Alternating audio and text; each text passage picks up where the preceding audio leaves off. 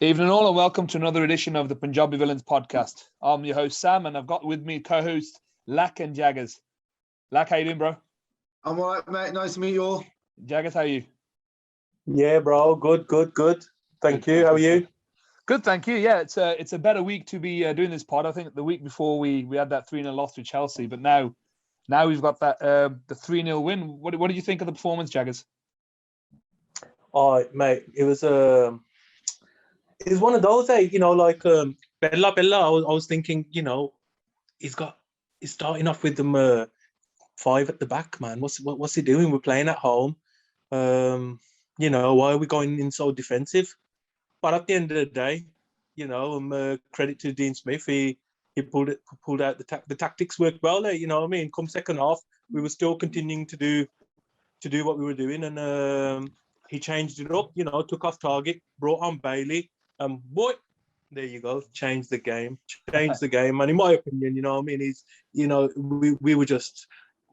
Yeah, we looked awesome. We looked awesome when he come on. So I take your point, Jaggers, right? I take your point there. Sorry to interrupt. I take your point. But Lack, were you at all in the first half? Were you all concerned that although Everton didn't seem to worry us at all, but also we didn't seem to worry Everton too much either? Yes. For me, like the game, the first half was a tight first half. They had a few chances. I said they never troubled Martinez. There was enough on target, but they're there. And another day they could have converted them to goals. And we didn't have much going forward. It was like they were just, as you said, Jaggers said, they played the 5 at the back. They've come out defensive. They've come out a bit scared, thinking, it's Everton. But when we got the team sheets missing from Richarlison and Calvert-Lewin, I was like, oh, wow, we've got a chance here. Yeah, true, because they weren't going to offer much up front. We did have that one, I think, the first half when Begovic made that brilliant save from Mings when McGinn got the head injury. But apart from that, I was a little bit the lack of creativity. I think worried me. Jaggers, I know generally the team performed okay, but Watkins and Ings, the second game now we've played the 5-3-2 or 3-5-2, whichever one we want to look at it. What do you reckon of those two, Jaggers, as a partnership? I like them. But I think they're going to need time to gel there. You know what I mean? Like any partnership, you're very lucky if you can get 2 players, that gel straight away. I do like them. I think they're both workhorses, but at the end of this day, I think when it comes to creativity, there's a lack of creativity between them two. So if you're just playing Watkins and Ings up front, they'll both run around for you all day long. And if you give them a chance in the box, then great. But I think setting each other up is where my concerns are. So I think I'd prefer we play 3 up top, in my opinion, with them 2 included, as well as another creative player with them. So almost pushing maybe Watkins to the left or Ings to the left. Yeah.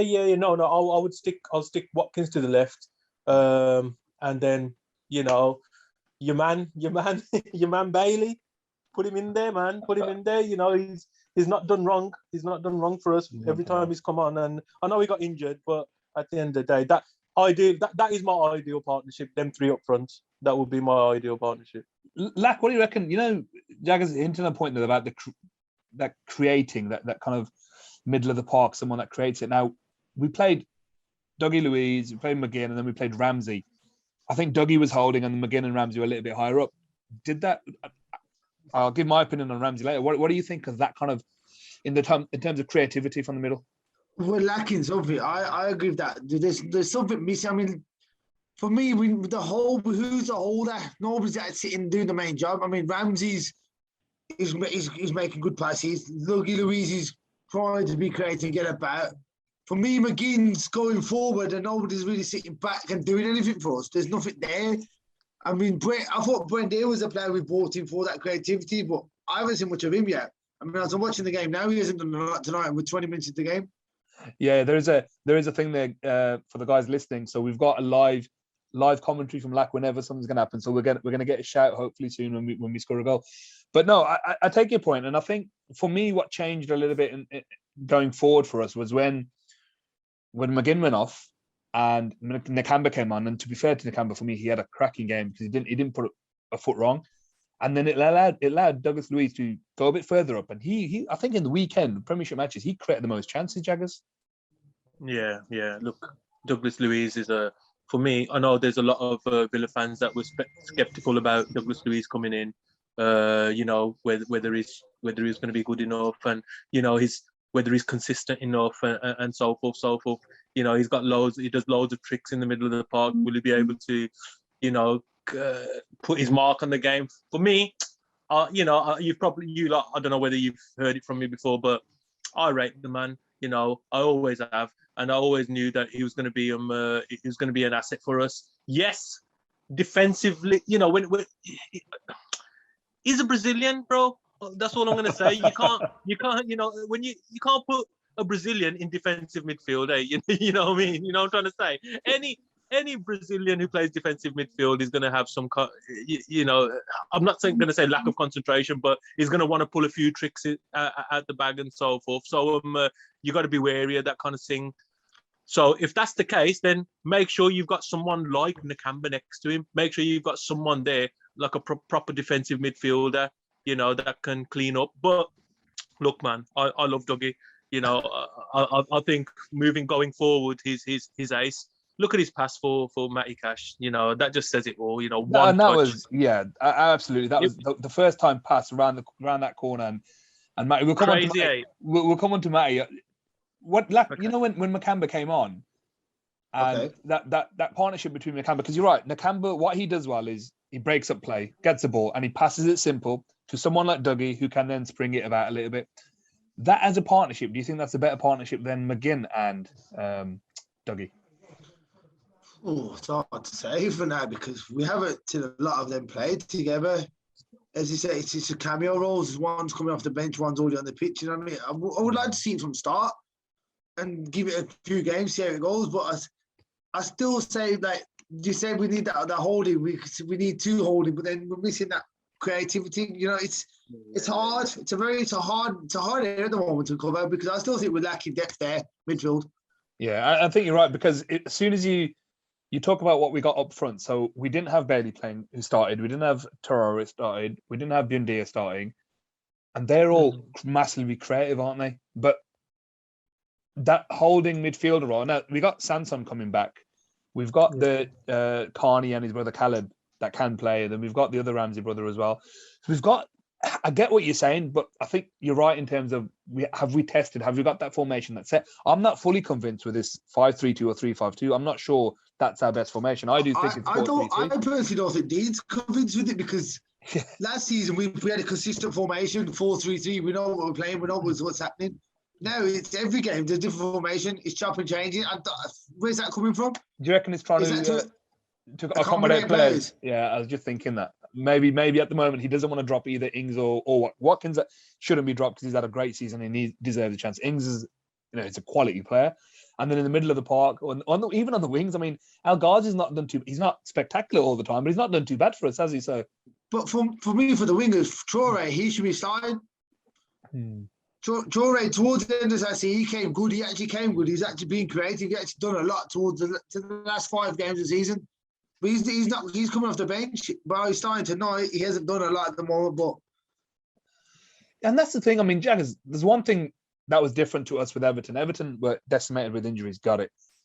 We brought quality off the bench. I mean, obviously we had that concussion substitution, so that helped us a little bit in terms of bringing on Nakamba. But even the change we made Bailey, we made Young, and then we switched Bailey then for Traore. There was some good substitutions there and some attacking in terms of depth, Jaggers. Yeah, bro. That's exactly what we need. I said this before. Last season, maybe the season before, we were lacking that, as you say, the depth in the squad. However, with the players that we brought in, and the players that we brought in last season as well, they're now coming good. Look, at the end of the day, what I want to say is, look, I don't want to use this team as an example, but I will anyway. Man City, look, they look at the squad they've got, right? You don't know who's going to play in any which game. Yeah, you've got your certain players, your De Bruyne's and so forth that you can't drop. But at the end of the day, Pep utilizes the whole squad, and that's what we ideally need to do. So yes, we can sit here and say so and so needs to start, so and so needs to start, so and so needs to start. But when you've got such a good squad, right, at your expense, then you know, like I say, man, I don't mind any of these guys starting for me at the moment. I mean, some of these guys have played us. Yeah, you're absolutely right. I think the players that we've got, we've got a good chance now. The only problem with that strength and depth, the only problem it causes is sometimes what Lakh said is we haven't had the a kind of consistent team to then build up that cohesion between each other to make sure that everyone knows we're going. But someone like Matty Cash, I mean, you mentioned that goal before. I mean, what a goal, man! I mean, that guy just took it on, the pure confidence in the guy, the way he took it, the pure confidence. Yeah. I was just watching the game and typing. No, that's fine. I was just saying, Matty Cash's goal was just something else, wasn't it? Oh, fuck me! What mind the language? What a goal it was! From where I was sitting from the north stand, the view I've got, it reminded me of Simon and the way he just ran forward and just put the ball in the net. Lovely. What a goal! What a finish! It was great to see the net bulge. Jaggers. So obviously the second goal was the timing was brilliant, and it was in the end an own goal. But the third, that first of all, that pass from Ings. Now, was it a bit of a hopeful one? Possibly, but he still passed it towards an area where he knew Bailey's pace would get there. But that finish, I mean, that finish was nice. Look, when you're a baller, you know, it doesn't matter if it's precise or whatever. As long as you know what you're trying to do, and that's what Ings was trying to do. Outside of the boot, boom, curled it, high curl, dropping it in his path. My man just head it down, run straight, look down, forward towards the goal, and smash left foot. You know what I mean? As long as he got it on target, there was no one stopping that goal. I don't care who he was, you know. But at the end of the day, Bailey, you know, I don't know what to say about it. I've said it, you know, I think the first time we did this interview with Rand Lakh, I think you was there as well, Lakh, you know, me and you did this interview with Rand. And I called out this guy, man. We've nearly all signed it. Who's that? There was something, hang on. There's a bit of a live update on the result, guys. So hang on. We had the ball put in. Oh, Chilwell cleared it. It could have been an own goal. Could have been. I would have liked it. Could have been an own goal. Jaggers, you said.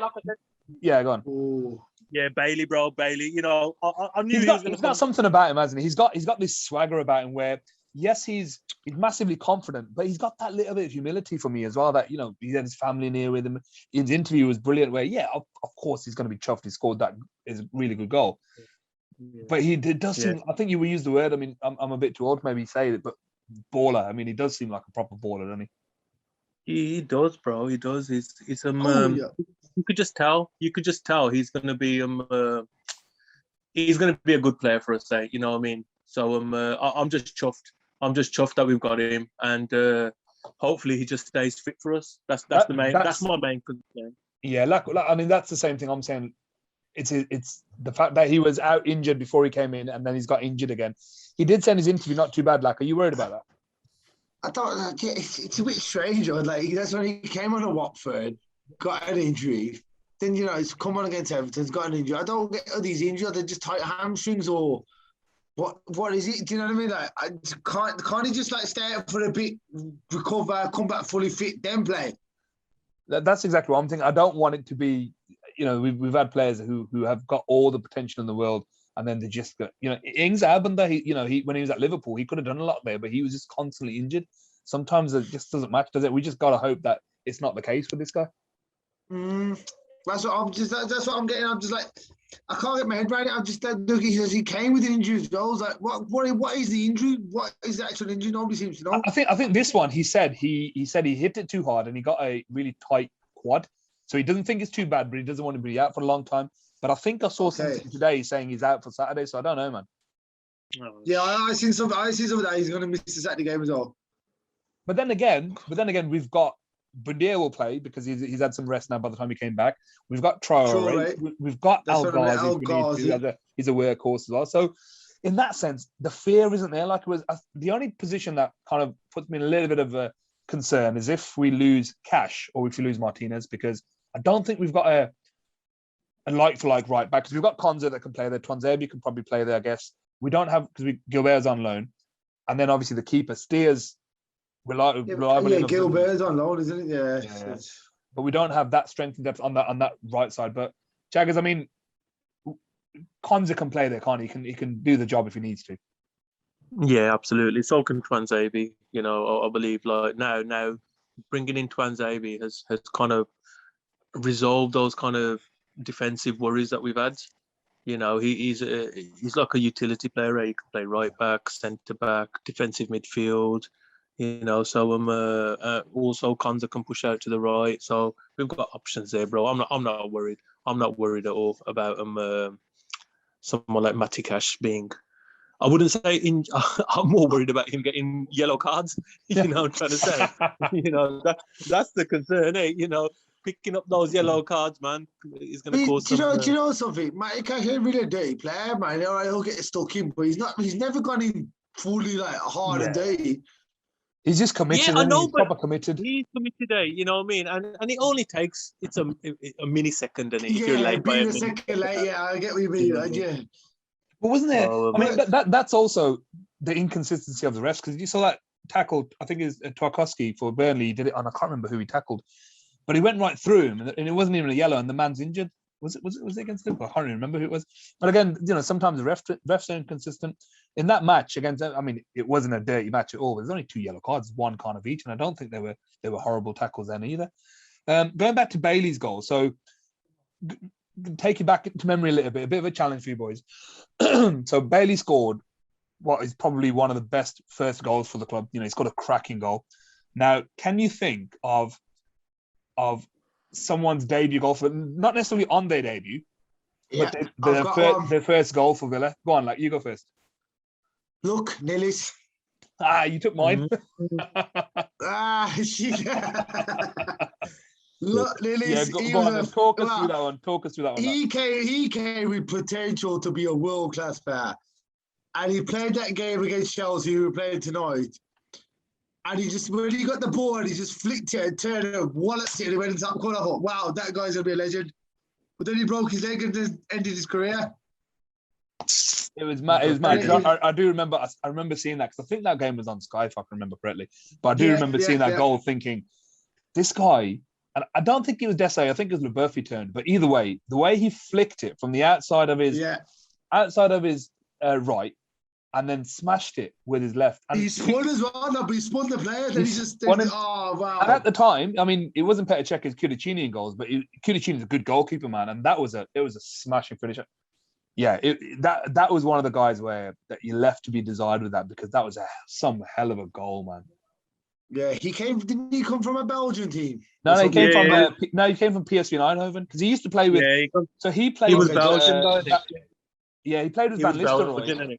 Yeah, he's Belgian when he came from Dutch. Yeah. He played with Van Nistelrooy. I remember Gregory saying he's going to put a cheeky bid in for Van Nistelrooy to put their partnership back together.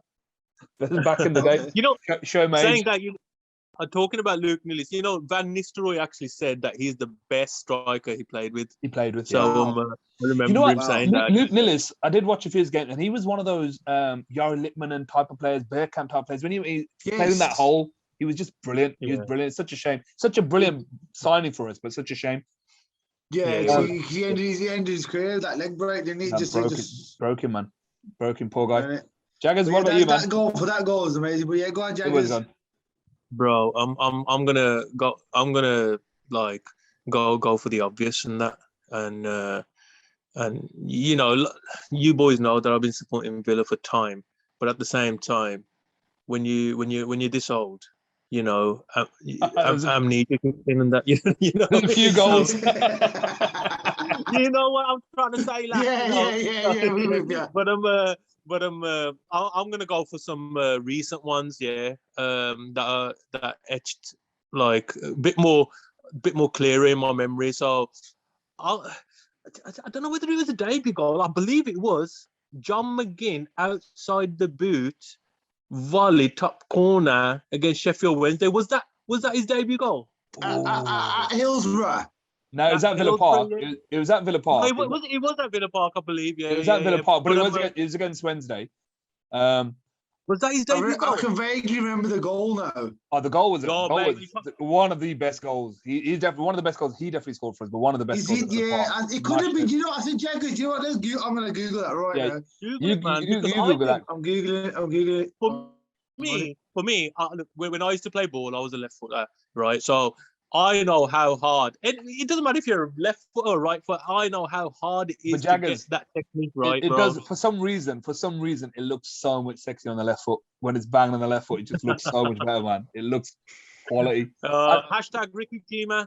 I was just gonna say, yeah, we could ask one of our boys. He's a pure left foot genius, isn't he? There you go. To be fair, you're right, the Jaggers. I think that you know what, even for me, yes, Jaggers, you right. Yeah, personally, that for me, that was his debut goal, Jaggers. I've googled it. You know, you can't get outside the area, volley, outside the boot, curling, top corner, hit the crossbar, banged in. Roberto Carlos would have been proud of that goal. I'm telling you. Yes, you're right.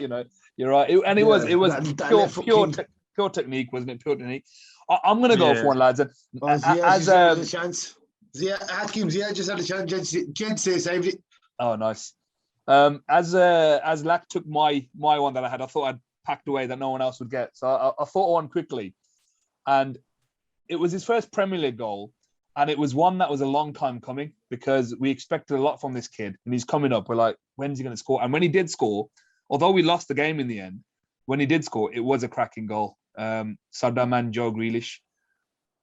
Or whatever his name is, but that goal against Leicester. What was his name? Yeah, I can't remember his name probably, but that goal against Leicester. What goal are you on about? I don't remember this person you're talking about, to be honest, right now. All right, I'll tell you what. Because that's lost in our memories now. I'll give you another. I'll give you a little bit of ambiguous one, and I'm going to credit Randy for this one. Okay. Schmeichel when he scored against Everton back in the day. Oh, what a goal! Fucking what a goal! What a goal that was! Wow. Yeah.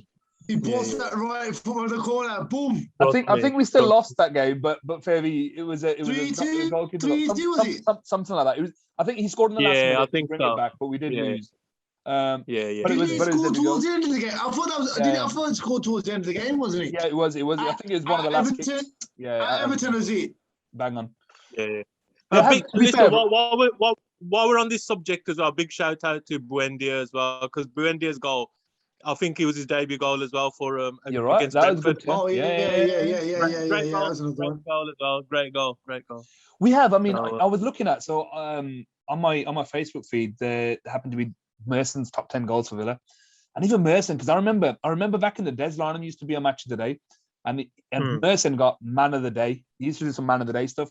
Because Merson scored twice on his debut, didn't he? Do you remember? I don't remember the goals, if I'm honest with you, but he scored on his debut. And that guy was a pure genius, man. And every time the commentary was talking, they were like, he's pulled a rabbit out of the hat. And this is why we called him Magic Merce. But anyway, we digress. Lakh, what can you tell us about the game that's going on so far? How are we playing? We're doing all right, 39 minutes have gone. It's still 0-0. And not a lot's gone on. Both teams ain't created a lot, so... I think how stronger Chelsea are. I haven't seen their lineup. Chelsea, they've got a few first teamers. Timo Werner's playing, Reece James, Kante's playing. Kepa's in goal. Nice. Chalobah's on the pitch. There's got a few first teamers out there. Strong team then. To be fair, they're going to be a strong team anyway. They are Chelsea. They've got strength and depth over us. That's true. And I'm actually glad he played. Hang on. Here we are. What's going on? Transabi got across. Word had a chance then. Yeah, I'm not worried about Werner. Werner can't score anyway. Yeah, you know what? That's gonna bite us in the bum, lads. I'm positive. I'm actually glad he's playing Archer. I know because there's all the chance that he probably would have played one of the other boys to get a few goals, but Archer deserves his chance, man. Obviously, listen. Who was that? Barrow was here. He took his chances, so you can't knock him with it. No, yeah, like you say, that's the sign. Look, we've all got our reservations about Dean Smith. Look, I don't want to talk about him too much because I know it's a kind of a touchy subject, especially within the group and that. But what I want to say is like, he's still a good guy in that, and he's one of our own. So I wish all the best for Dean. And I'm glad he's playing Archer, because that just shows that my man scored a hat trick in the last round. So to drop him for this game, for this big game, would have been a bit. We got to change. Chukwemeka's coming on. Who for? Oh yeah. I don't know. Actually, 41 minutes going on. It's got to be an injury, innit? Sanson's coming off. Oh man, poor guy. Sanson. Man. Yeah, Sanson's coming off. Mr. Glass. See, this kid. I'm not happy with Sanson. I don't. He's crying, bro. He's crying. Oh, sorry, yeah. I'm not watching the game. I'm not watching it. I don't know what channel it's on. Oh. But no, you saying about, you're right. Smith couldn't have dropped him. One thing that Smith is doing, I mean, this is credit to him in terms of the squad and stuff. He's developing. We mentioned one of the lads mentioned in one of the previous pods that just look at Ramsey and look how he's bulked up. The fact that Ramsey's starting games now in the Premier and he's actually holding his own. He could have easily scored the third for us the other night, because he went on and probably should have passed, but he's entitled to take a shot. He's developing the players, and we've got some proper good youth coming through. Even the players that we've got, Yeah. Look. Talking about Smith, he's got winners. Yeah, they are. We've got a good youth set up, you know what I mean? So it's only right that we bring these boys through. So some of us were calling out for them last year. We were safe. We were safe come 10-8 games to go. Why not blood in some of these youngsters then? Do you know last year you saying we were safe 10-8 games to go? You know the difference, right? If we had, we know mention that person's name. Yeah. If we had that person, we probably would have made Europe. There's points that we dropped, stupid points where we could have got the points. So, I'm not telling you say that we're safe, let the kids have a go. But nah, I don't know. I get what you're saying, right? Because you're right in one way. We had the momentum. We should have gone for it. But also, I've got the other pragmatic head on thinking we need to sustain ourselves in the league for a couple of years, 3-4 years, before we jump on that Europe bandwagon. Because will we have? No. You don't think we need to get Europe this year? We should be qualified for Europe. At least that conference, Europa thing, whatever they got. Get back European. I don't know. I'm just saying I don't want us to the expectation to raise too much, and then we just crap ourselves in terms of not being able to achieve what we need to. Look. I've said it. I've asked. Look, I'm gonna kind of like ask a question myself now to you guys. Yeah. Sorry, Sam, if this is like kind of running over time and that. No, carry on, bro. What about because we're all discussing Dean Smith's. Whether he's the man to take us forward or not, and a lot of us think the same thing. Some of it. Sorry, there's some split opinions about Dean Smith himself. And look, I love Dean Smith. He's one of our own. But the question I'm going to ask is like, if you found a lamp, right, and you rubbed it, and a bloody genie come out of it, and the genie and the genie said to you, "Oh!" Go back to the Genie Jaggers. All right. Sorry about that. Okay. No, you should have scored it. No. Yeah, I've seen that. No, I didn't. Anyway, yeah. So the genie goes. Look, I'll give you two options. Yeah.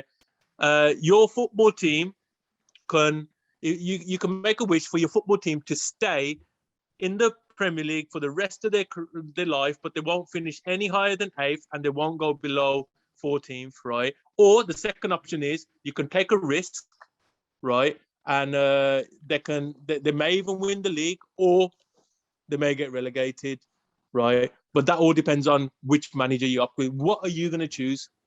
Would you want to sustain and stay in the Premier League for the rest of your life? No, I've already got my answer. Anything? Go on, I've already got here's the answer. Take the risk. Go for it. Why not? Yeah, I'm with you, bro. I think Jaggers. I get what you're saying in your point. I get what you're saying. I think, with Smith, we may be safe. We may stay where we are, but are we going to actually push to the heights that we want to get? And I get what you're saying. I get what you're saying. The only thing I'll counter that with is that let him build the foundation in terms of having us in the league for a while, where we've got not only the money, not only the fan base, but we've actually then got the squad of players with a consistent approach in the team. Because think about it, every time we brought in a new manager, we brought in new ideas, new players, new backroom staff, new everything. At least we've had 4 or 5 years, minimum of 4 or 5 years of the same backroom mentality and thought process, the same kind of culture in the whole squad and stadium and the on and off the field, for us to then build for someone to come in. Because I'm telling you straight, if Everton can get the likes of Ancelotti because they got money, we'll have something like that going forward.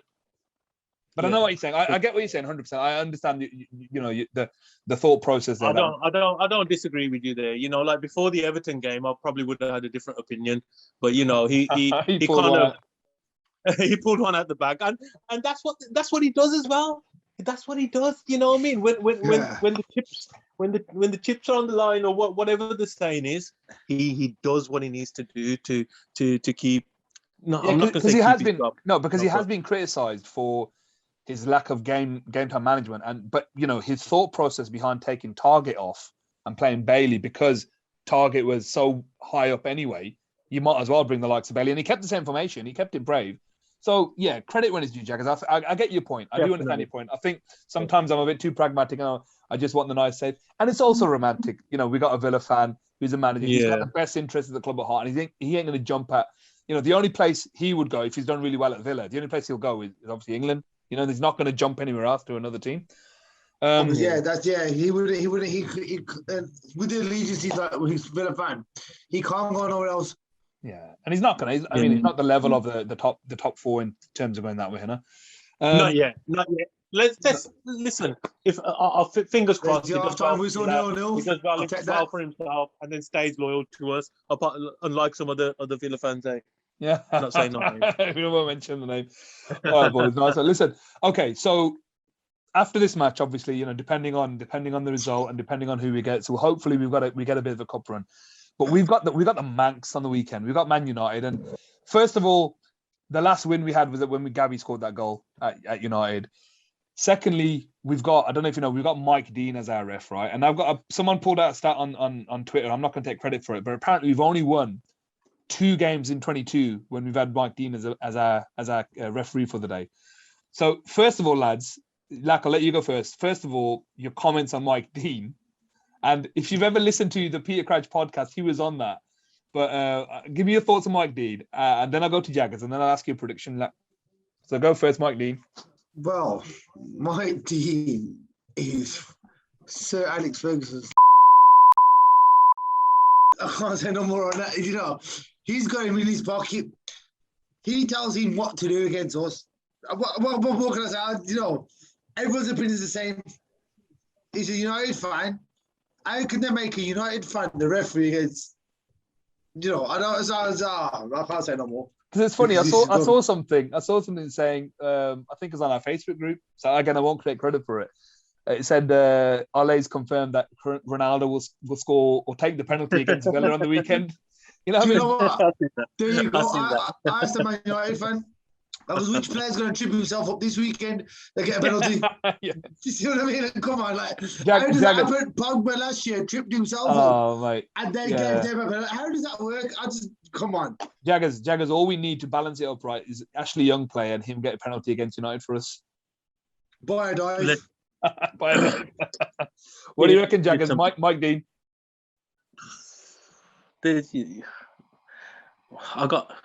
What can I say? I've said it before. Weasel. He's lost Weasel. Lakh, we managed to silence Jaggers, man. What happened there? I'm telling you, that's mad.